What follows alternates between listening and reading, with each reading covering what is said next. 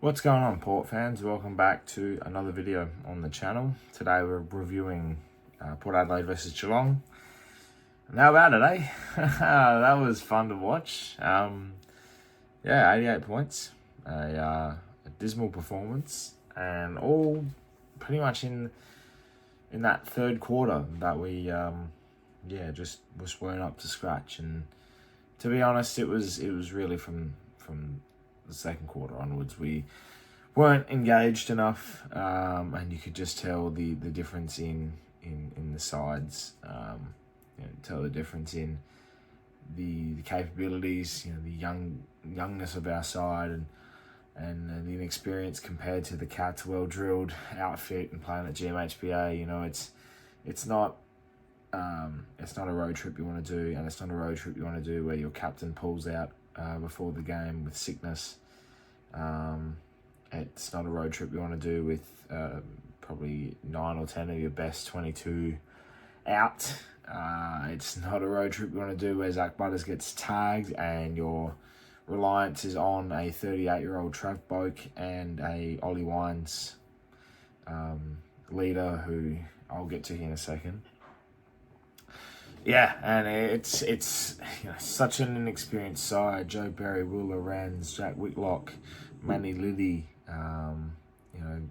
these players that have come into the side, and they're getting opportunities. It was dismal. Like, it was a hard watch. That second half was a very, very difficult watch, and you almost get like severe anxiety from watching. Not because of how we're sort of playing, it's more the result itself, the 88 points. That's 2 drubbings we've got from the Cats this year after coming off of a big thumping, against the Crows last week. And I will reiterate the fact, it is not a selling point you want to have going into 2026. And I sit there and I see the camera shot of Josh Carr and Ken Hinkley next to each other in the box, and someone on commentary mentioned maybe this was a little bit of a changing in the guard, and I was like, do not say that. Do not tell me it is a changing of the guard in this instance where, it was unfortunate. It's an unfortunate result. But this is where I come in and I go, right, was this totally unexpected? No, we expected a big loss. Did we expect 88 points? Yeah, I reckon we did. We're an inexperienced side. We're undermanned. The Cats are well-drilled, and like I said, the reasons are there. So I'm not going to sugarcoat the fact that this should have been a game we won, or a game that we should have been in.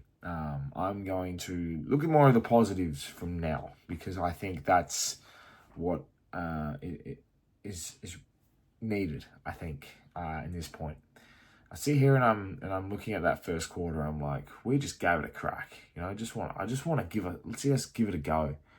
Give us a go. See what we do. Effort all day. And we didn't get effort all day. But that first quarter, we matched them in every asset. We weren't as skillful, but we just kept going. We kept having a crap. Joe Berry looked great. He was running around and doing his thing. That was probably one of the better games he played. I look at the way Will Lorenz moved, and he's playing a really, really good game of footy, really good brand of footy, and I really enjoyed what he was doing. He was really complimenting Kane Farrell. I thought after halftime, he, like the whole defence, dropped off that momentum swing and everything.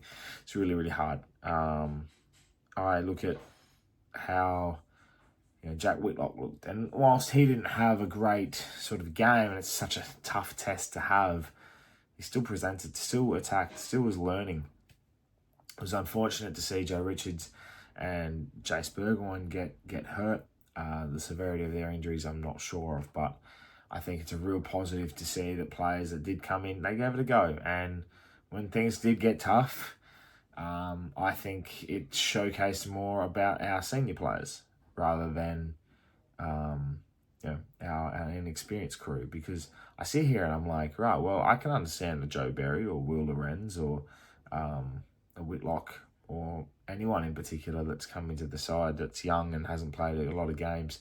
Dylan Williams, Manny Liddy, as I said, these players, if they're under pressure from a side like the Cats going inside defensive 50, all right, well, if they crumble, they crumble. It's a learning experience. But when I see the likes of Darcy Byrne-Jones, Jackson Mead, Josh Sin, putting in subpar defensive performances like they did, that's when the questions really start coming. And I know I sort of want to talk about the positives, but there's one thing in particular I did want to mention in the effort of the football department in itself on a day like this. When you have Zach Butters, right, I just want to highlight this. $2 million player, everyone's talking about such a good footballer, such this and that. Fantastic, I get it. And I'm included in that conversation. But the one thing that I just want to raise is when the going gets tough and you've got Connor Rosie out, leadership needs to stand up. Zach Butters is the captain on the day. He's had a dirty, dirty day. And there was no one helping him out at all. No one could give him an opportunity to give a block or two. Willem Drew's performance was okay-ish. But again, tagging Max Holmes the moment I saw Ollie Wines sprinting after Max Holmes, giving a genuine chase. He knew he couldn't get him, but he kept going. He kept grinding. He kept chasing. He did it 2 or 3 times. Ollie Wines today was our best player, best on ground, I thought, for us. He was phenomenal. And I could see from the start, he had a bit of a leadership tendency where he was like, right, I need to stand up today. I need to play a good game of football for us to be a chance to even the contest. He was tackling. He was taking intercept marks. He was taking the game on. He was moving. And he just kept going. He never gave up, Ollie. And when he was chasing down Max Holmes, any neutral fan could have sat there and gone, that's funny. Ollie Wines trying to chase down Max Holmes. Why don't you give up? As a Port Adelaide fan, watching Ollie Wines with half a heart, mind you, that bloke gave it his all. And I cannot fault that.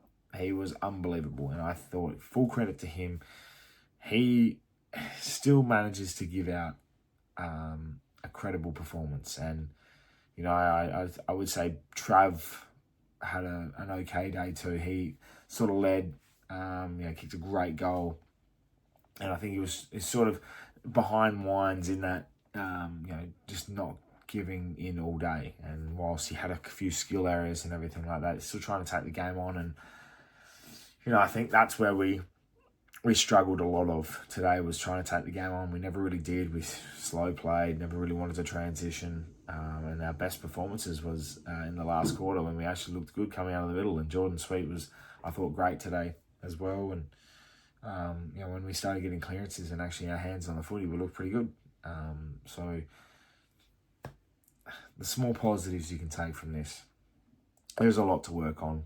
There's a lot to take in. There's a very, very grim 3 weeks to come. And when you've got Fremantle, Carlton and Gold Coast to finish your year, I don't see a win coming. I don't, especially with the players we have with the queue in the rack. But the one thing's for sure is I'll stick here. I will sit here. I will do the review. I will do the preview. I will continuously make sure that I'm supporting the football club and getting through to the end, getting rid of this Ken farewell tour that at the start was promised as a glorified goodbye. When now it's just become a sad, sad funeral. It's a sad, sad day. It's miserable. It's grim. It's like having a wedding on a rainy day in the middle of the forest and all you can see is mist and there's no hope at the end of the tunnel. It's a terrible tasting aged wine. It's just, dismal. And it's unfortunate, but we've stuck through. We've had to do what we had to do. And we just got to finish this year. Somehow, get through it. That's it. That's all I got to say. Let me know in the comments below, Port fans, your thoughts, and Geelong fans, if you're watching, or anyone else watching as well. Obviously, it was a shit game. It was not fun to watch, but still some positives. And absolutely, I'll be watching the boat goal over and over and over and over. That was a fantastic goal. That goal should get him a contract for next year. Anyway, thank you for watching. Make sure you subscribe to the channel if you're new for plenty more Port Adelaide and AFL content to come your way. My name's Anthony, and thanks again for watching. And as always, Come ThePear.